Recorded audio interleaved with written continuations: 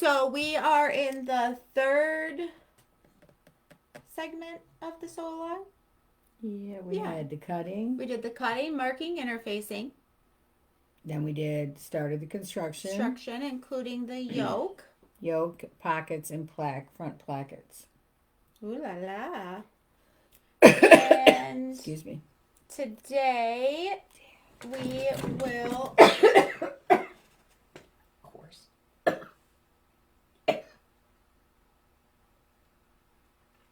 be moving onto the hood. Janet will be both constructing and attaching the hood to the shirt. So if you haven't been with us, if you're new or you just haven't checked in a few weeks, we are doing a sew along for the easy shirt. And there are different views on this hood or no hood, but we are making this Hood or collar. hood or collar. We are making view C, which is here with the hood. And there are kits available on the website. But how did you have this? Behind the clapper. Whether you are making this particular shirt or not, there's lots of stuff that you can learn and tips and tricks that Janet teaches you along the way using the Islander sewing method. Yes, indeed. And if you have chosen, and I know quite a few, at least half probably that bought kits, chose to do the collar version, which is the AB version. And if you did, be advised, I'm not putting the collar on in this sew along. However, in the last sew along on the Everybody's shirt, we did put a collar on, and it is constructed exactly the same way. So if you go and watch that version of that episode where we put the collar on, you'll have all the right information with the exception of the neckline seam allowance on the Everybody shirt is a 1/4 inch. On the Easy shirt, it's 3/8. So you just have to take a slightly deeper seam allowance on the neckline only. Everything else is exactly the same. So we chose not to show the collar this time because you do have that reference so that we could show the hood. And that way, whichever version you're making, you have the information you need. And that Everybody's is not only housed here on Facebook, you just have to go back a few weeks, but even better is to go to our YouTube channel where under playlist you'll have all the episodes grouped together in order. So that's the best place, I think, to access the Everybody's or any of our sew alongs because Brenda has jumped right in and done a beautiful job, self taught, got in there and put those episodes all together on playlists. So, and if you haven't subscribed to our YouTube channel, please do so the next time you're there or go there today and subscribe. We'd appreciate your support, and you're going to love it because we've got lots of great videos on there, and they're really well organized. Mm-hmm. Thanks to Brenda. Thanks to Brenda. Okay, so do you have any housekeeping or anything? I don't think. Well, we did get some of the flannels back in that we were out of. They're right there at the back of the room, Jess. I put them up okay, there yeah. so you could see them. But the one that we got in that we haven't had before is the large, and I mean large, a buffalo check in red and black. And if you remember back, I was uh, commenting that my grandson was very disappointed that I really missed the boat by not having a red and black check. And Jessica agreed with him, so what can I do? Don't prove us wrong. Bought the red and black check, and I've already cut his shirt out The today. buffalo plaid, if you will. Yes. So just a gorgeous, true red. So, yes, but we also got the earth tone back in and that wild blue yonder, which is like that robin's egg blue. Like I told you before, it's very difficult to get the color to show up online or to even photograph. It's just an odd color, but it is a robin's egg blue. And if you've purchased the box of crayons that we use for our colors, you'll be able to see it clearly by looking at the crayon that we used. Find it in your box, and you'll know what color it is. But it's just, I think it's just beautiful. I love it. Maybe that's what Eric needs, is that one. Mm. That's not an Eric color. I was afraid of that. I'll have to make it for somebody. Get what you get. You don't throw a fit, though. Wow. Leslie says the blue yonder is magnificent. Ooh. And we have the perfect buttons for it, too. They're textured gray, and they kind of mimic the texture in the plaid. So I thought they were like such a perfect fit that when I ran out of them and I had just ordered more of the wild blue yonder, I went and ordered more buttons, and they came today. So. And Diane says she agrees with the blue yonder being stunning. Oh, wonderful. And Sophie's asking which crayon set is that? I'll get it it up there? Yeah, it's. I'll go get it. Okay. While you're over there, do you know which one the Hawaiian lawn blues, greens, and golds is? Somebody wanted to see that. The fabric. Yeah. Grab that too. Alright, so if you're not familiar with the crayon thing, Janet was always, how hard it is to buy online, especially when we got into the pandemic and it's like, well, you can't even go to the store if you wanted to, and so many fabrics are online now, but how do you get the true color without ordering a swatch? So Janet's little brainchild was to buy this 96 crayon box off of Amazon. You bought it? Or I bought it at Meijer. But It's Crayola 96 crayon colors. So if you find a box that looks like this, you'll have all the same colors of the crayons. And so then when I photographed the swatch of fabric to put it online, I lay the crayons on it, so with the label up so you can read the color. So then all you have to do is, for instance, let's see if I can find, I don't think this is it, but maybe, nope.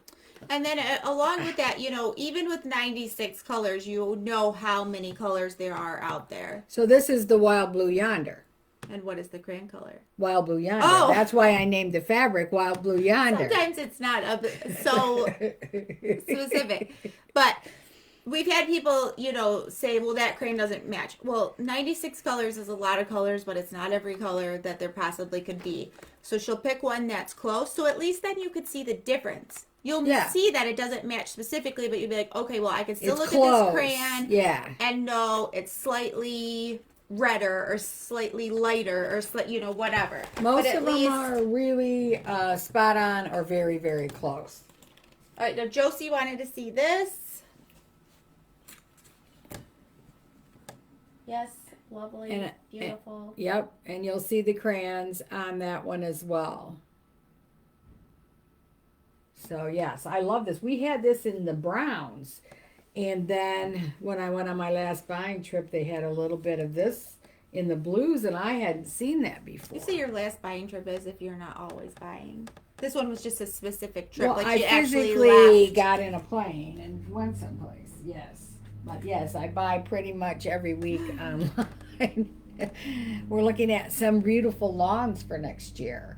We found some other sources for lawns, but now I have to get samples to make sure they don't do crayons.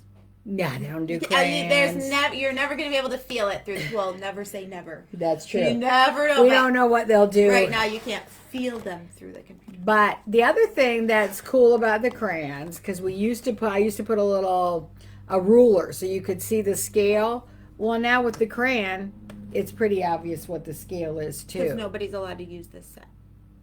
Right. The crayons the kids want to, and it's like, no. The crayons can't get shorter. But they're 4-inch squares. The swatches are taken from 4-inch squares, so that gives you an idea. But also with the crayon laying there, you can see how it relates to the size of the motif or the plaid or stripe or whatever it is.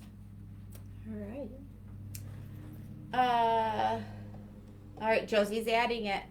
She wanted to see it. Now she's adding it to her cart. Oh, I wondered if she was adding the crayons. Like, well, we don't sell the Yeah. crayons, but Meijer, Walmart, everybody's got those crayons. All right. So we want to move over to the sergers. We're going to start at the serger today. Okay. A couple hairs. Gotta clean me up. Thanks, Jen. That's what I'm here for.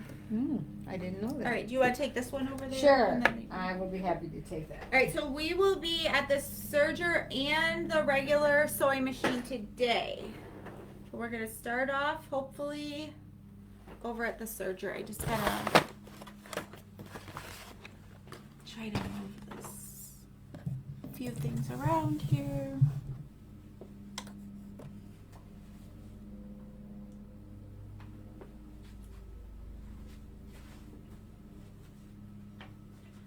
I'm going to open this up and you can just give them a good look at this too. Let's see how pretty that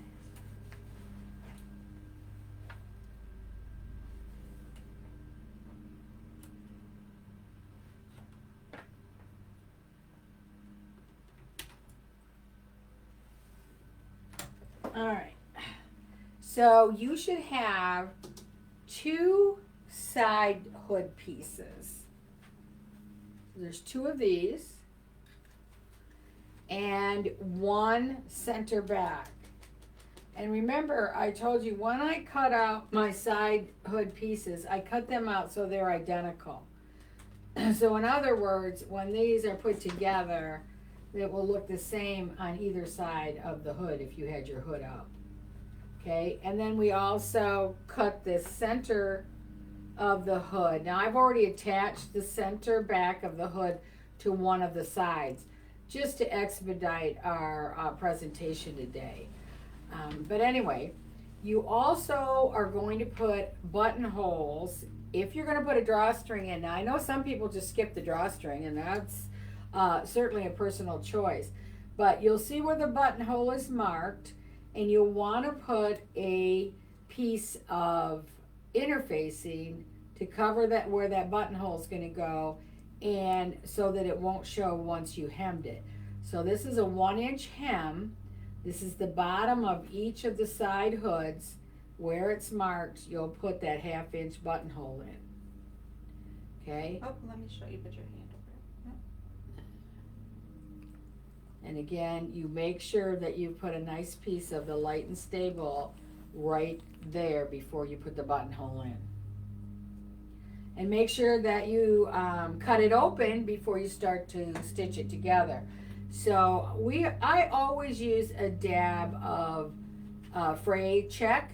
Today I use a new product, or new to me, which is called Fray Stop. And I put a line of it right here before I cut it so that you don't have all those threads coming undone and fraying when you're using it. So that's what I've done to prepare. So the buttonhole's in and it's cut open. All right, so I've already put one side hood to the center back, and now I'll do the other one. So I've also pressed over the 1-inch hem. So before I construct it, I've got to open it up.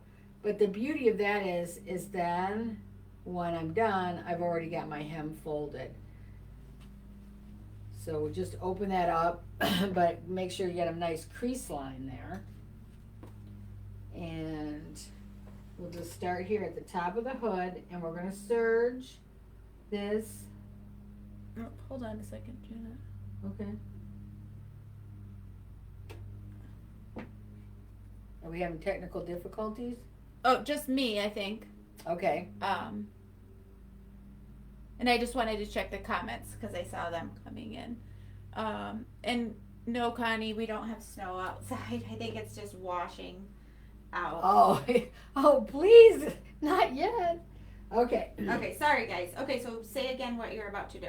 I'm going to 4-thread serge the side hood to the center back. You're going to put the side hood against the feed dog.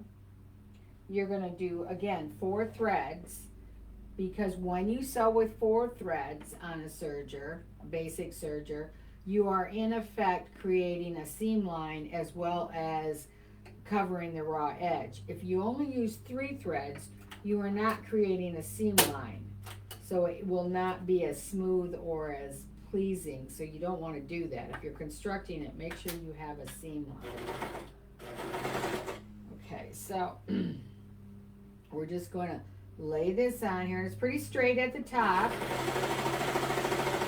But then here we're going to come to a curve. So just mold this around the curve. Don't stretch it. Now remember, especially if you cut your center back on the bias, do not pull on it because it will stretch out easily. But remember, we're going to honor the curve. So I'm going to come down here, make sure everything's fitting right. And then I can hold on to it. And we're going to honor the curve. So we're not going to try and straighten this out. We're just going to spin it as we feed it. And that way you maintain a beautiful curve, the curve that was meant to be there. And when you get to the end, you see how these don't match up? This one's going this way and the other piece is going this way. How do you know you have them in the right place? Well, where they intersect should be your seam allowance. So that's what you want to do to make sure that you've hit that right. I've had new students think that they have to meet here. But if they meet here, when you open it back up, you're going to have an empty space. So make sure that they are meeting right at the seam allowance. Okay. Oh, we need White Fang. Is she available?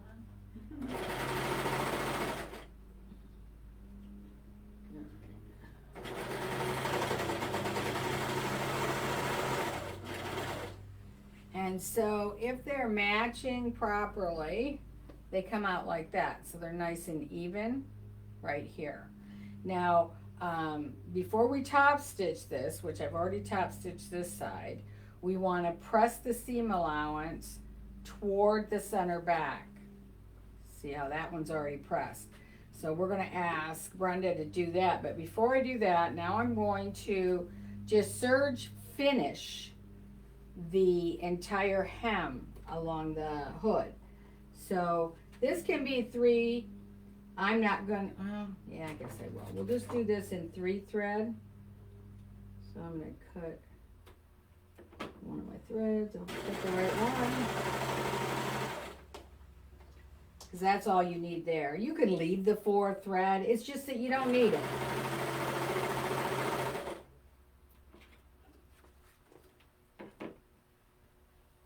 And just make sure, since I haven't top stitched this yet, that you've got that nice and flat and the seam is going toward the center.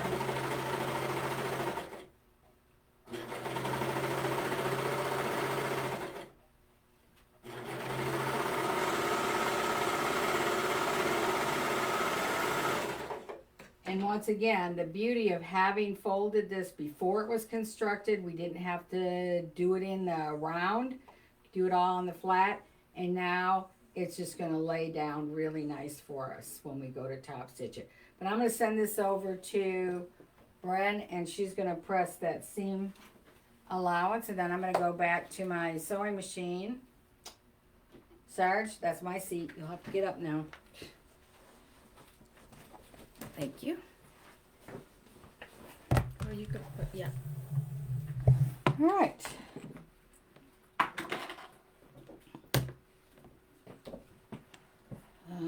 Okay. Now I'm going to use my my tie. I like to have the ties in the hood. My tie. My tie, yeah. So let me top stitch that center back. So again, everything is toward the center, and I'm going to top stitch it a needle width away, because that really makes it stay nice and flat.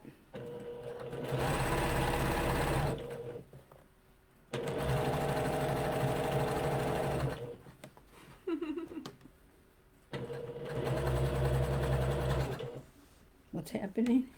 You blew Anthony's mind. I did? And Oh, are oh you... my gosh, you just cut the thread and didn't unthread the machine. Always learning something new. Oh, sorry, I was reading and got off. Oh, well, I... See, you can always learn something even if you're not making this shirt. There you go. Well, I was just being lazy, Anthony, but it works. Okay, so now we just want to top stitch that hem in place, but I'm going to top stitch it. Often I do it from the right side, but this time I'm going to do it from the wrong side because I'm going to thread my tie in here so I don't have to do it later with a, you know, a safety pin or a bobkin or something. Just going to lay it in here. And let's see, maybe I'll start at the other end. Okay, while you're doing that, Leslie asks, can I line this with fleece to make a shacket? And we have talked about that quite a bit throughout this process or this sew along because we know that the shacket is very popular right now. Okay, so Leslie, I would not line it in fleece. And the reason is that the neckline where we're going to put the hood together, that's going to add a lot of thickness. So if you want a fleece hood, don't use the flannel. And you'll see on the cover, the two with hoods are made out of fleece. But she's talking the whole thing. Line the whole thing in fleece? Yes, so that's very popular right now to have Right. like a Sherpa or a fleece on the inside so it's a little bit heavier. Right. And you know that, well, there's lots of options that way. There's even fabric that's made that way. A lot of the Polar Techs now. I saw some on my last trip. They had the Sherpa on one side. Well, we did one last in our kits, in our Easy Cape kits. So that you can purchase fabric that already has Sherpa on one side and either polar fleece or wind block on the other side. Just be mindful of that it is going to take away the ease. So make sure that the shirt that you're making is got enough ease in it or is a little bit big. You may even have to go up one size to make sure you've got that room in Which there. would be fine for a jacket because it's not supposed to be fitted. It's Right. supposed to be big and oversized. So I would say don't worry about going to the next size. Yeah, line the it. only thing to worry about is, you know, if you get your shoulders way too big or your sleeves too long. So keep an eye on that.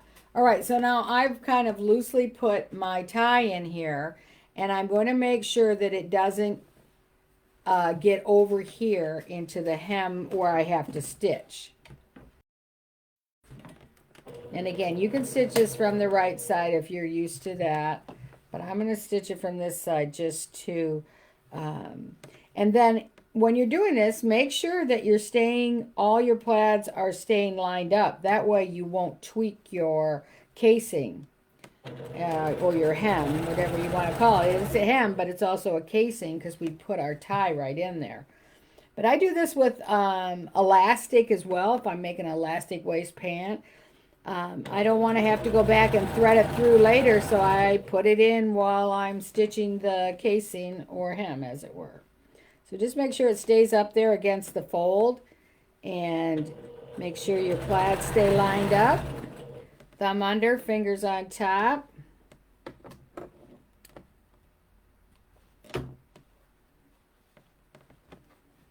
Make sure your seams line up here. That way the hood will just hang nice and look nice. So there's just little things like that that a lot of times home sewers are not made aware of. And they stitch away and things get a little out of whack. And then it just doesn't hang as nice as it could. So these are little tips that we try to give you to come up with an even better looking custom garment. All right.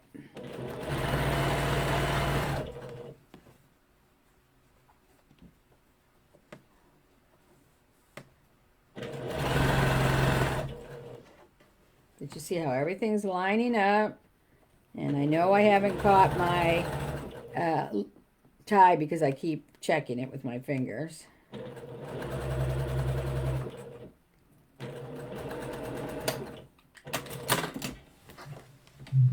Okay, so now there's our hood. And like I said before, you can see it looks the same on both sides. So the plaid is contiguous. It's just a really nice look. And sometimes we don't think about that when we're cutting it out. So if you want to have that effect, go back and look at the first episode where we cut and marked. All right, so now the hood is constructed, and I'm going to attach the hood to the neckline of the shirt. Of course, we've got this already from last week.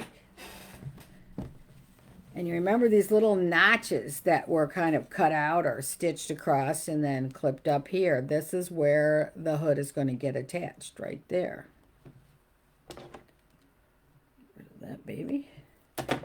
All right, so you should have the center back of your neckline marked. Mine is marked with a, here, with a little clip. But just so you can see it, I'm going to mark it here.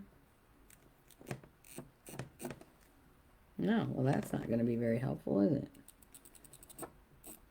There, I think you can see it now. Okay, but I have the tiny little clips, and there's a little spot in the center back of the hood that should be clipped, and mine does not appear to be clipped. So what I'm going to do, rather than fishing for the pattern piece, if I'm very meticulous in folding this right in half, I can clip that little center spot. So now I have my clip. All right, we're going to start right sides together. And we're going to line up these edges. Now don't worry because this isn't finished here, because we're going to bind it with that bias after we get done. So we're going to line it up right there so everything's nice and even. Get it under the foot.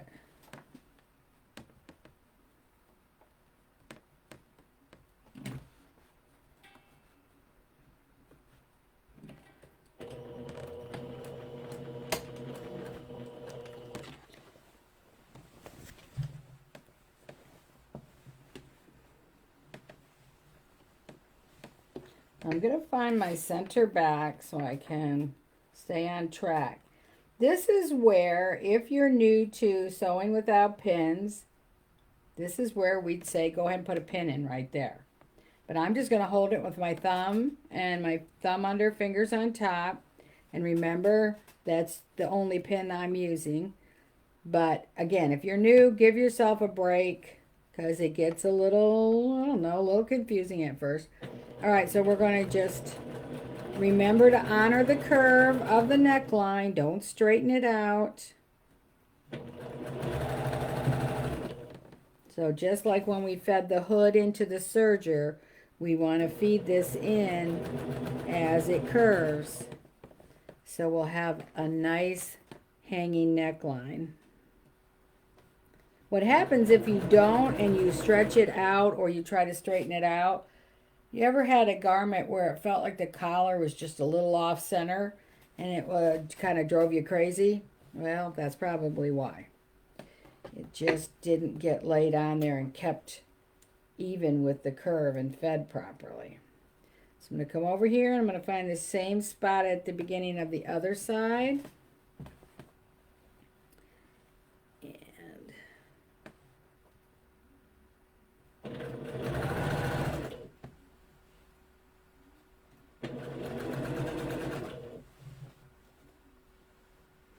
And of course, always going to point out how important it is to have that table surface around your machine.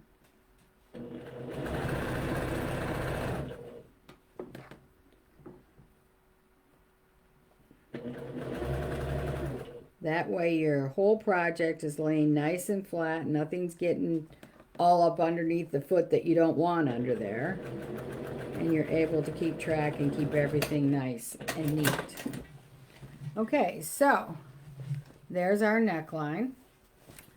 Hood's attached.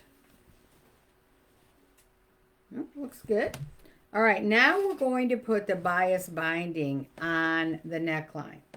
And I know when I first developed this pattern, I told you to use double folded bias tape. And really, we only want it folded on one side. So I recommend cutting your own bias out of a lightweight piece of cotton. I used a lawn. This happens to be one of our lawns for our Islander shirt kit, but the colors went so well that I thought, this is perfect, so I cut this in the bias. So what we want to do is stitch the right side of your bias to the neckline. And I'm going to leave it, I cut this, if you remember from the cutting, I cut this a lot longer than the pattern piece. You can use the pattern piece, but I always like to have a little extra. I don't know, so I just cut a big chunk, and when I get done, I just cut off what I don't need. So we're going to sew this at the same distance. I'm just trying to think if I want you to sew it the other way so you can see. Yeah, I think so. If you sew this, then you can sew right on top of the previous stitching. So I think that's what I would do. And because it's bias, having it against the feed dog is the better place. Anything bias is better placed against the feed dog.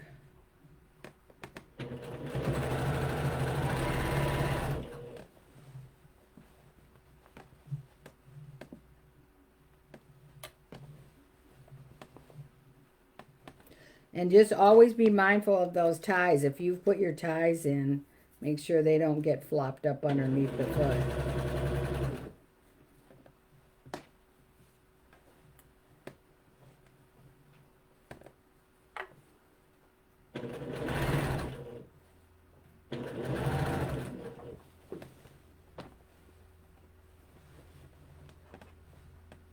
And remember to be very gentle with your bias strip. Do not stretch it or pull on it.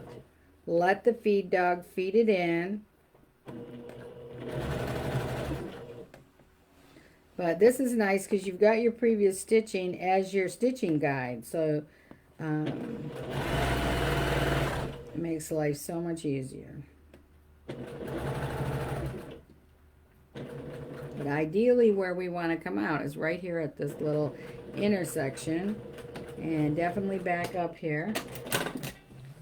Okay, so we've sewn our bias to the inside of our neckline.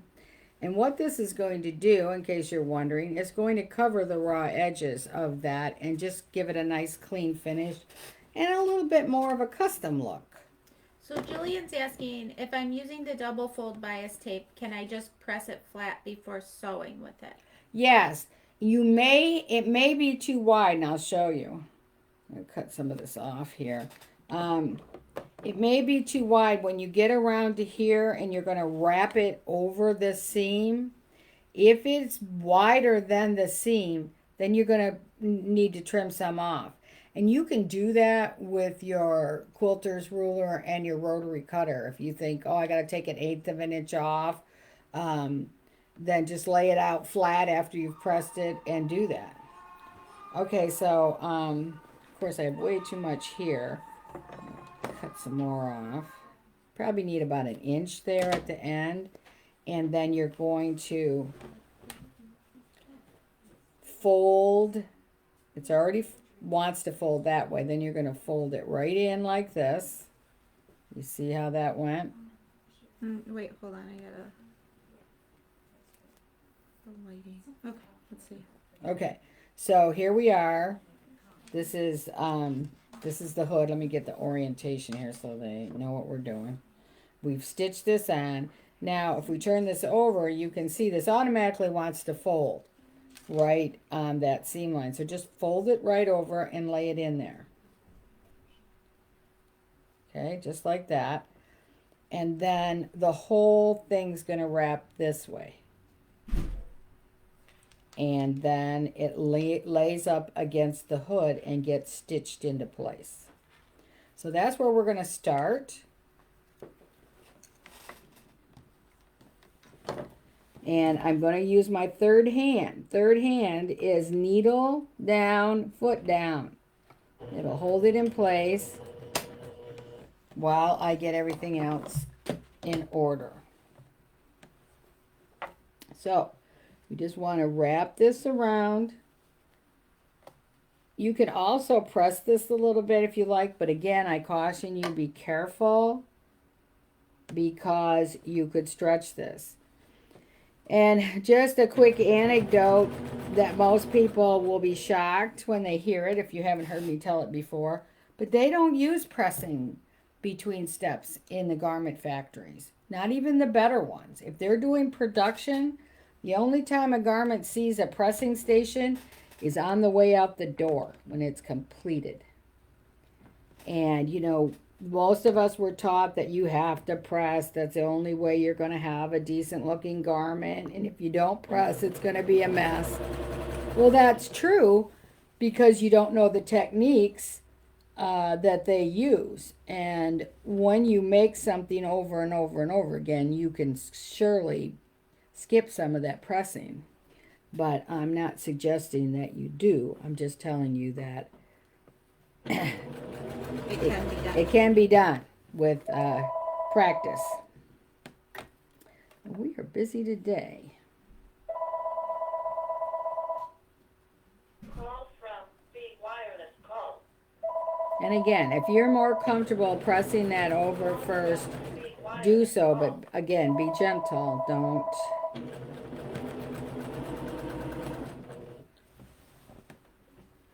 We're just going to work our way around to the other end and finish off the other end the same way we started this one.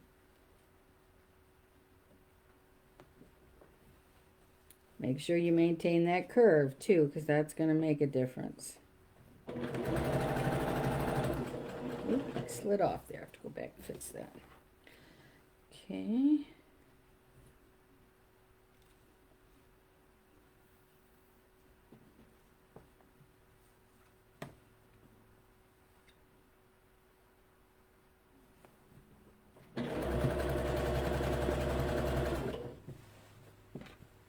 All right, so we're getting around to the other end. I'm going to make sure I don't get my tie involved. Cut this down to about 1 inch on the end. And again, it's folded. Then we fold it in. Make sure it stays nice and straight there. Slip around on you. And same thing with this. As you go to fold it, it's going to want to go that way. Don't let it.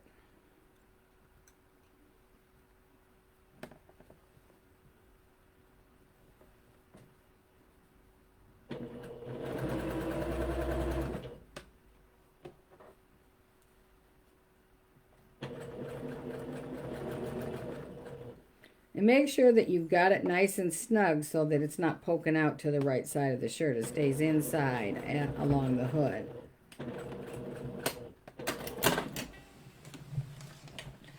Okay. So there we have completely bound our neck edge. And, you know, it can be really fun. I've chosen some kind of contrasting colors or prints sometimes to put in there. So it doesn't always have to be matchy-matchy. But there's our hood. A few threads to trim here, but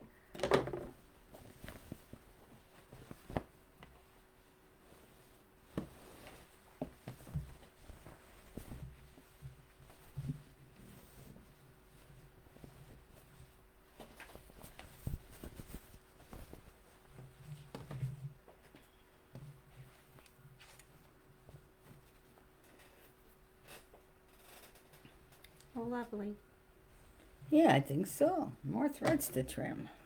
That's an occupational hazard for sewers. I'll pull them off your shirt later. Yeah, thanks, but no. No, I mean like when the ones you cut off. Oh, yeah, they're hanging No, from. not that. Yeah, well, I remember when you were little and I would have threads hanging and a tape measure around my neck, and I'd go to the store and forget about it, and you'd be so humiliated. Oh, that was funny. Yep. Okay. What questions do we have, if any? Did you need me? No, we're good, Brenda. Thanks. There was a question. She said, "Sorry if I missed it, but was the flannel and the bias both washed, pre-washed?" No. Neither one were fabrics that needed to be pre-washed. And I don't pre-wash fabrics. I only pre-shrink them. And I only pre-shrink them when they need to be. The biggest travesty for home sewers is that fabrics that you buy at Joann Fabrics have to be pre-washed because they aren't of the same often they're not of the same quality. But also a lot of the fabrics that we purchase and sell to you are fabrics that are used in the garment industry. And trust me, they do not pre-wash 10,000 yards of fabric before they make a run of shirts. It doesn't happen. And a good quality manufacturer certainly doesn't want their customer to have a garment that shrinks after they purchase it. So we give you the tools on how to test to make sure it's not going to pre-shrink, but we've tested these flannels and we've tested those lawns, and they do not shrink. All right, Josie had a question. I know it's a little off, but That's okay. She says in the Craftsy video she watched, you used a steam generator, Mm-hmm. but she saw that you're using the gravity feed. There was more to the question. I lost it, but I know it ended with she was considering buying. Buy the gravity feed, Josie. There you go, Josie. Absolutely 100%. I used the gravity feed because it was gifted to me by a fabulous iron company, and it lasted a couple years. But once again, The steam generator? Yeah. What You did I said say? gravity. Oh, I'm sorry. Steam generator. Excuse me. I always wanted a gravity feed, and when I got to the point where I felt like it was cost effective for me to have one, then I was lucky enough to have several iron companies gifting me irons. So I didn't feel like I should purchase one. So I got that generator and I liked it. However, there's a couple of problems with it. One is it makes an awful racket. When it's generating steam, all of a sudden it'll go, and I found that a little unnerving. But the biggest problem is whenever water is housed in an iron, which is housed in the generator, not into the iron itself, is housed in a great big tank, calcification happens. Any kind of minerals or deposits from the water will start to deteriorate the actual housing and some of the hoses. But when you use a gravity feed, you may have noticed, but all the water is held in a plastic jug up by the ceiling. And the water is never housed in the iron. It only comes through the iron when you push the little button. I will tell you with the gravity feed, it's no more expensive. It might even be less expensive than the generator. I don't use anywhere near as much water, and I get a much better steam. Sorry. I'm going to have a coughing jag. You go ahead. Me, go ahead. It does not make, let me see if I can get over here. She is, it's not, also I will say it's not as big. It doesn't take up as much space on the cutting table. It, like she said, it doesn't have that loud noise. And it heats up really pretty quickly, I think. Oh, yes. Yes. I mean, I almost never have to replenish the water. Oh, and I'll show you the water is up there. And it's dark at the bottom because it has a charcoal filter. So the charcoal filter helps to filter out any of the impurities in the water to begin with. But I will never use anything but that gravity feed. Until I don't know. They haven't. Those have been around for you never know. as long as I've been sewing. With what's on the market, that is what you will use. Yes, unless they come up with something better, and I don't know what it'd Yeah, be. I don't know what that would be. The other thing about the gravity feed iron, and this is important even if you're not buying a gravity feed iron, your iron should have some weight to it. I know that some of us as we get older, we might have some joint problems, arthritis, or the iron feels heavy. So you think, oh great, I found this wonderful Black & Decker at Walmart and it hardly weighs 16 ounces. It's so light and that'll be great. The problem is it's not going to give you the press that you need. You need an iron with some weight.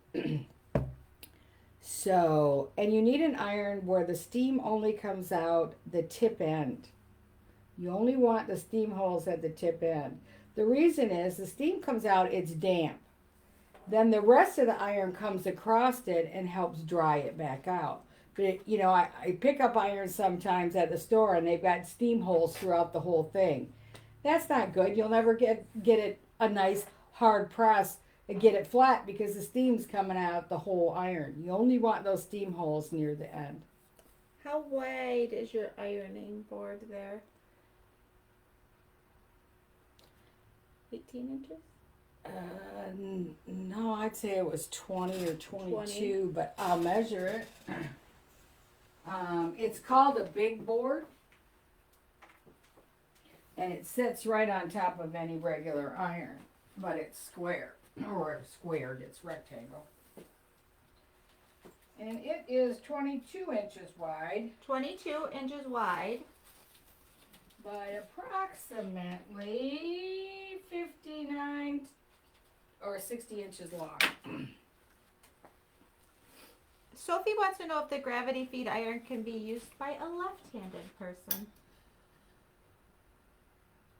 I don't know if they have left-handed ones, but the button for the steam is right here. So a left-handed person, yeah, you'd have to get a left-handed, I wonder.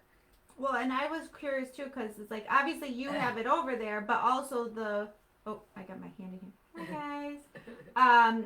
The tubes are coming out the right side, so you could put it out the right side. But I'll bet there's a left-handed one. They're better. But here's what I'm talking about. The steam only comes out of this end of the iron, and this baby is heavy. But when you press with it, you get a nice flat, hard press, and you barely have to touch the steam at all. All right. There's Janet's beautiful easy shirt. I think that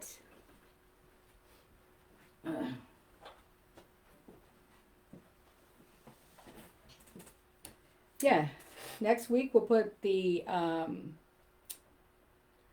sleeves on and put the sleeve placket and the cuffs on.